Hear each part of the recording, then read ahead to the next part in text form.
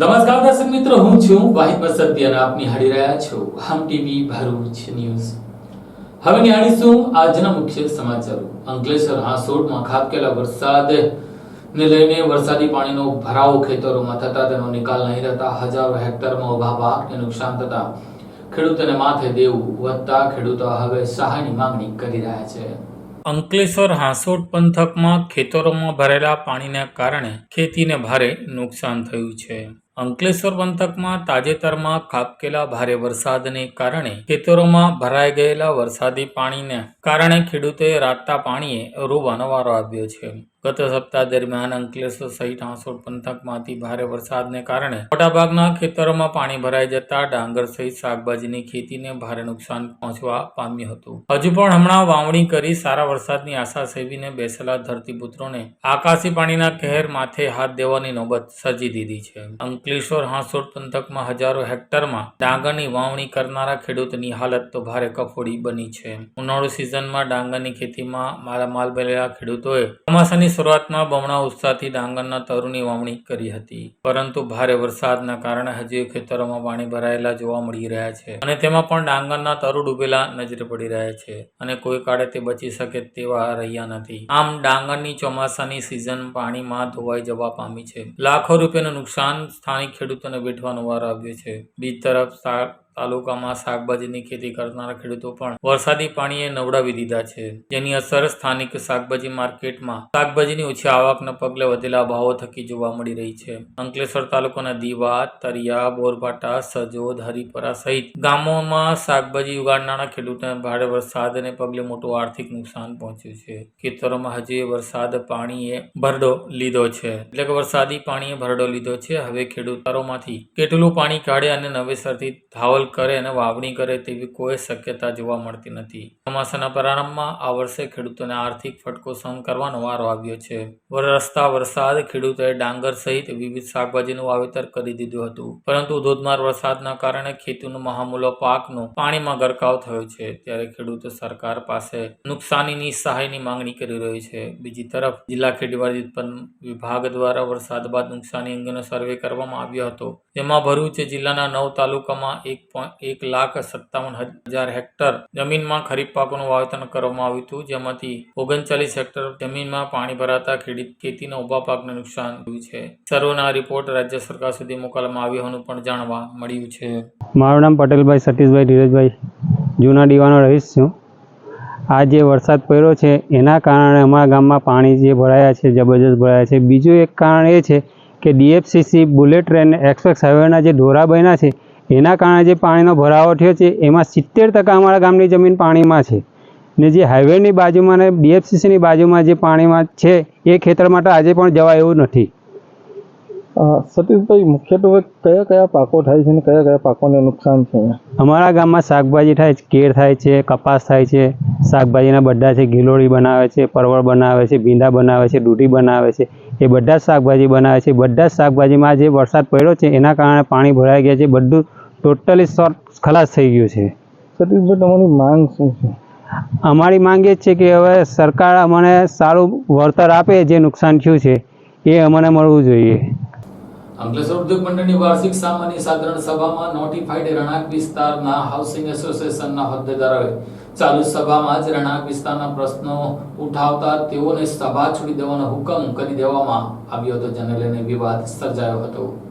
અંકલેશ્વર ઉદ્યોગ મંડળની વાર્ષિક સાધારણ સભા નોટિફાઈડ રહેણાંક વિસ્તારના કાર્યરત હાઉસિંગ એસોસિએશનના હોદ્દેદારોને સભા છોડીને હાંકી કાઢવામાં આવતા વિવાદ ઉભો થવા પામ્યો હતો। આજરોજ અંકલેશ્વર ઉદ્યોગ મંડળની ગત વાર્ષિક સાધારણ સભા AIA હોલ ખાતે યોજાઈ હતી, જેમાં અંકલેશ્વર હાઉસિંગ એસોસિએશનના પ્રમુખ અતુલ માકડિયા તેમજ મહામંત્રી ખુશાલ રાંદડિયા પહોંચ્યા હતા અને સભા ચાલુ થતા તેઓએ ઉભા થઈને અંકલેશ્વર નોટિફાઈડ રહેણાંક વિસ્તારના કનગઢ પ્રશ્ન અંગે રજૂઆત કરતા અંકલેશ્વર ઉદ્યોગ મંડળના હોદ્દેદારોએ બંનેને બોલતા અટકાવ્યા અને સભા છોડીને જતા રહેવાનું જણાવ્યું હતું। મળતી માહિતી પ્રમાણે ઉદ્યોગ મંડળના હોદ્દેદારે જણાવ્યું હતું કે આ વાર્ષિક સાધારણ સભા ઉદ્યોગ પ્રતિનિધિ મંડળ છે અને તેઓ માટે છે, જે સભ્ય ન હોય તેઓને પરવાનગી પરવાનગી કે એન્ટ્રી નથી. આ મામલે બંને પક્ષે તીખી નોકઝોક પણ થઈ હતી તેમજ ઉગ્ર બોલાચાલી પણ થઈ હતી. આ મામલે અંકલેશ્વર હાઉસિંગ એસોસિએશનના પ્રમુખ અતુલ માકડિયાએ ઉગ્ર પ્રતિક્રિયા આપી હતી તેમજ આગામી દિવસોમાં આવી વર્તણૂક બદલ ઉદ્યોગ મંડળ સામે જન આક્રોશ આંદોલન કરશે તેમજ રહેણાંક વિસ્તારમાં પ્રતિનિધિઓને કરદાતાઓને પ્રતિનિધિ મંડળ મળે તે માટે લડત આપશે તેમ જણાવ્યું હતું. અંકલેશ્વર હાઉસિંગ એસોસિએશન પ્રમુખ અતુલ માકડિયા. આજે અંકલેશ્વર ઇન્ડસ્ટ્રીઝ એસોસિએશનની એજીએમની મિટિંગ હતી. તેમાં અમને હાઉસિંગ એસોસિએશનમાં આ મેસેજ આવેલો કે આપશ્રીને પધારવા માટેની નિમંત્રણ છે. અમે ત્યાં હું અને ખુશાલદાસ રાદડિયા અમારા મંત્રી ત્યાં ગયા અને થોડી વાર બેઠા તો અમને ત્યાંથી બે ઇજ્જત કરીને કાઢવામાં આવ્યા. અમે એમને એવો પ્રશ્ન કર્યો કે ભાઈ નોટિફાઈડના રહેણાંકના પ્રતિનિધિ તરીકે અમે તમારી પાસે પ્રશ્ન લઈને આવ્યા છીએ તો અમને બોલવાનો હક હોવો જોઈએ. તો કે નહીં, આ ખાલી ઇન્ડસ્ટ્રીઝ માટેનો જ આ મિટિંગ છે, તમે એમાં બોલી શકો નહીં. તો અમે ટેક્સ પેયર છીએ તો અમે બોલી ન શકીએ ને. તો એ જો ઇન્ડસ્ટ્રીઝ એસોસિએશન વાળા એવું કહેતા હોય કે ભાઈ આમાં રહેણાંક વિસ્તારને આવવાનું નહીં તો રહેણાંકના વિસ્તારના ટેન્ડરો પાસ કરવાનું, રહેણાંક વિસ્તારના ગાર્ડનમાં બધે કામ કરવાના તો એ શા માટે કરે છે? તો એને રહેણાંક છોડી દેવું જોઈએ ને. નહીં એવું કહે છે કે રહેણાંક અમારી પાસે નથી, નોટિફાઈડ પાસે છે તો લેખિતમાં આપે ને કે અમે રહેણાંક નથી સંભાળવાના. તો અમે રહેણાંક અમારી તો ગમે તે ગવર્મેન્ટને કહીને અમે રહેણાંક સંભાળશું. તો આવી જો બેઇજ્જતી કરીને કાઢવા હોય ને આવા મેસેજ મૂકવા હોય તો આ શું સાબિત કરવા માંગે છે અમને ખબર પડતી નથી.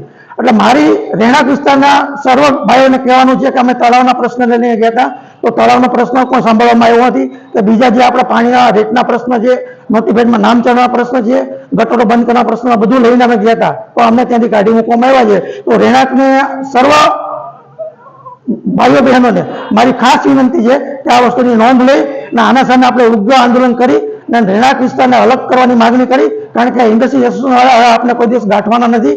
એને ખોટે ખોટો ભ્રષ્ટાચાર કરવો છે ને આપણે જાય એટલે એને ખબર છે કે આપણો ભ્રષ્ટાચાર ખુલ્લો પડે એમ છે. અમે બધા ટેન્ડરની બધી માગણી કરવાની છે આરટીઆઈ કરીને, રોડના ટેન્ડરની, ગાર્ડનના ટેન્ડરની, બધાની ને કોને કોને ટેન્ડર આપ્યા છે ટેન્ડરોને અમે બધા મળેલા છીએ. હવે અમે જોઈ છીએ કઈ રીતે શું થાય છે. ઝઘડીની કંપની દ્વારા તેમના કર્મચારીઓને પાણીના પ્રવાહમાં ખેંચાતા બચાવનાર પોલીસ કર્મચારીને આજે જિલ્લા પોલીસ વડાના હસ્તે સન્માનપત્ર આપી સન્માનિત કરવામાં આવ્યા હતા. વરસાદી પાણીના પ્રવાહમાં ખેંચાયેલા કંપની કર્મચારીને બચાવનાર પોલીસ કર્મચારીઓનું જિલ્લા પોલીસ વડાના હસ્તે સન્માનપત્ર આપી સન્માન કરવામાં આવ્યું. તારીખ 24/7/2000 રોજ ઝઘડિયા પંથકમાં ખૂબ જ ભારે વરસાદ ખાબક્યો હતો. ગણતરીના કલાકોમાં જ 5 ઇંચ જેટલો વરસાદ ઝઘડિયા પંથકમાં નોંધાઈ ચૂક્યો હતો. રસ્તાઓ બંધ થઈ ગયા હતા, જેમાં ઝઘડિયા જીઆઈડીસીની ડીસીએમ શ્રીરામ કંપનીમાં ફરજ બજાવતા તુષાર પટેલ રહેવાસી જૂના કાંસિયા અંકલેશ્વર 9 નાઇટ શિફ્ટ કરી પરચીથી માંડવાવાડા રોડ ઉપર વિકાસ હોટલની પાછળથી પસાર થઈ રહ્યા હતા ત્યારે તેમની બાઇક સાથે વરસાદી પાણીના ભારે પ્રવાહમાં ખેંચાયા હતા. આ બાબતની જાણ મુલત પોલીસ ચોકી પર ફરજ બજાવતા જયેશભાઈ મણીલાલ પ્રજાપતિ નાઓને જાણ થતા તેઓ તાત્કાલિક તેમની ટીમ સાથે ઘટના સ્થળે પહોંચી ગયા હતા. લગભગ 2 કલાકની ભારે જહેમત બાદ તુષાર પટેલને હેમકેમ રીતે બહાર કાઢવામાં આવ્યો હતો. જયેશ પ્રજાપતિની આ સરાહનીય કામગીરીને ધ્યાનમાં રાખી ઝઘડિયા જીઆઈડીસીની ડીસીએમ શ્રીરામ લિમિટેડ કંપની દ્વારા જયેશભાઈ મણીલાલભાઈ પ્રજાપતિ તથાની એક સહાયક પોલીસ કર્મીને સરાહનીય કામગીરીને બિરદાવી પ્રોત્સાહન રૂપે જિલ્લા પોલીસ વડા મયુર ચાવડાના હસ્તે સન્માનપત્ર એનાયત કરવામાં આવ્યું હતું. આ ઉપરાંત જિલ્લા પોલીસ વડાના દ્વારા પોલીસ ઇન્સ્પેક્ટર મેહરિયા મેડમનું પણ પ્રશંસનીય કામગીરી કરવા બદલ કંપની દ્વારા તેમના કર્મચારીની જાન બચાવવા બદલ આભાર વ્યક્ત કરવામાં આવ્યો હતો.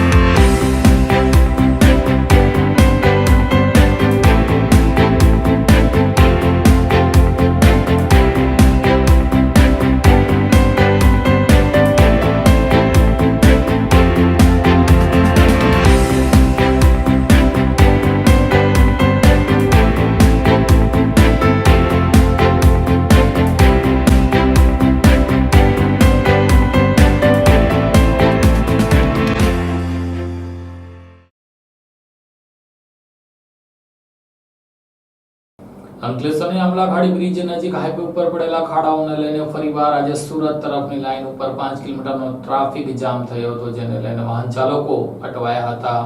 અંકલેશ્વર નજીક હાઈવેથી સુરત તરફ જતા પુનઃ 5 કિમી લાંબો ટ્રાફિક જામ સર્જાયો હતો. અંકલેશ્વર હાઈવે ઉપર આમલાખાડી બ્રિજ ઉપર મોટા ખાડાઓને પગલે સુરત તરફ જતી લેન ઉપર 5 કિમી લાંબો ટ્રાફિક જામ સર્જાતા વાહનોની લાંબી કતારો જોવા મળી હતી. ભરૂચ જિલ્લામાં ભારે વરસાદ ખાબકતા જિલ્લામાંથી પસાર થતા નેશનલ હાઈવે ઉપર બિસ્માર જોવા મળ્યો હતો. ટ્રાફિક જામની પરિસ્થિતિનું નિર્માણ થતા વાહન ચાલકોએ પારેવાર મુશ્કેલીઓનો સામનો કરવાનો વારો આવી રહ્યો છે. ત્યારે આજ રોજ ફરીવાર અંકલેશ્વર હાઈવે ઉપર આમલાખાડી બ્રિજ ઉપર મોટા ખાડાઓને પગલે સુરત તરફ જતી લેન ઉપર 5 કિમી લાંબો ટ્રાફિક જામ સર્જાતા વાહનોની લાંબી કતારો જોવા મળી હતી. જ્યારે વરસાદના કારણે બિસ્માર માર્ગ અને વાલિયા ચોકડી નજીક સાંકડો માર્ગ હોવાથી રોજિંદા સમસ્યા ઉદ્ભવી રહી છે. વારંવાર સર્જાતી ટ્રાફિક જામની સ્થિતિના કારણે વાહન ચાલકો ત્રાહિમામ પોકારી ઉઠ્યા છે. ત્યારે વારંવાર સર્જાતી પરિસ્થિતિનું નિરાકરણ લાવવા તંત્ર જાણે નિષ્ફળ નીવડ્યું હોય તેવું લોકોને લાગી રહ્યું છે. ટ્રાફિક જામના કારણે ઈંધણ અને સમય બંનેનો વ્યય થઈ રહ્યો છે. ત્યારે તંત્ર આ સમસ્યાનું કાયમી નિરાકરણ લાવે તે અત્યંત જરૂરી છે. ભરૂચમાં દશામાના તહેવારને લઈને મૂર્તિઓનું વેચાણ શરૂ થયું છે. આ વખતે ભાવ વધારાને લઈને ભક્તોને પણ આ ભાવ વધારો નડી શકે છે.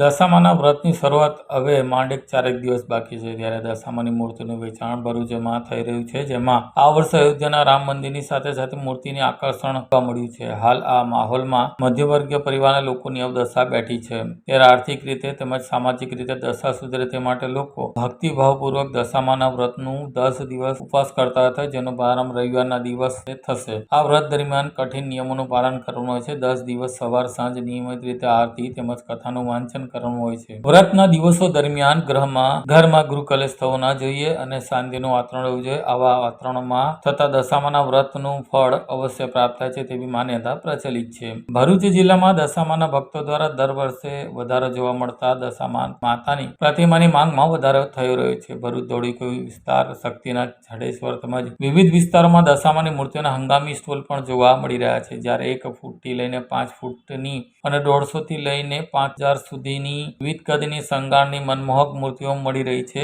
વેપારીઓના જણાવવા અનુસાર પ્રતિમાની કિંમતમાં 5 થી 7% વધારો થયો છે. આ વર્ષે અયોધ્યા મંદિર સાથે મૂર્તિઓનું પણ જોવા મળી રહી છે. દશામાના ભક્તો માતાની મૂર્તિ અને શણગારને શ્રદ્ધાભેર ઘરે પધરામણી માટે લઈ જતા હોય છે. તેવા 2-3 દિવસમાં ભરૂચ ધોળીકુઈ વિસ્તારમાં ભક્તોની ભારે અવરજવર જોવા મળશે. તેમજ આ દિવસોથી ભક્તો દશામાની ભક્તિમાં લીન બની જશે. રવિવારથી દશામાનું વ્રત શરૂ થઈ રહેલું છે. શનિવારે દશામાની મૂર્તિ વેચવાનો છેલ્લો દિવસ છે. આ વર્ષે દશામાની મૂર્તિની સાથે અયોધ્યાની મૂર્તિ, જે રામ મંદિરવાળી મૂર્તિ, એનો ક્રેઝ વધારે છે. મારી પાસે લગભગ 1 ફૂટથી લઈને 5 ફૂટ સુધીની મૂર્તિ હાજર સ્ટોકમાં છે, માર્કેટમાં પણ છે. છતાં બીજું કે લગભગ 150 રૂપિયાથી લઈને 5000ની મૂર્તિ આ માર્કેટમાં છે, ધોળીકુઈ માર્કેટમાં. શું માનો છો, ગઈ વખતના કરતાં આ વખતે મોંઘવારી? गए वक्त करता लगभग 5 થી 7% વધારો છે મૂર્તિમાં. क्या आप अपनी ड्रीम जॉब सर्च कर रहे हैं? तो आपका वेट हुआ खत्म. हमारी कंपनी IICL में है कुछ amazing job openings. IICL are hiring PHP developer, Data Analytics, UI UX graphics designer, Node.js developer, WordPress developer. from all over Gujarat. तो देर किस बात की, अप्लाई करें अभी और बने हमारी डायनामिक टीम का हिस्सा. विजिट करें हमारी वेबसाइट www.iiclindia.com/career या मेल करें अपना रेज्यूमे iiclindia06@gmail.com पर. हमारी टीम में आपको मिलेगा एक इनोवेटिव और क्रिएटिव एनवायरनमेंट ताकि आपकी स्किल्स हमेशा अपडेटेड रहे. Freshers can also apply. Contact now on 7041542766. આ સાથે અમટીવી ભરૂચના સમાચાર પૂર્ણ થાય છે. આવતીકાલે ફરી મળીશું. ત્યાં સુધી રજા આપશો. નમસ્કાર.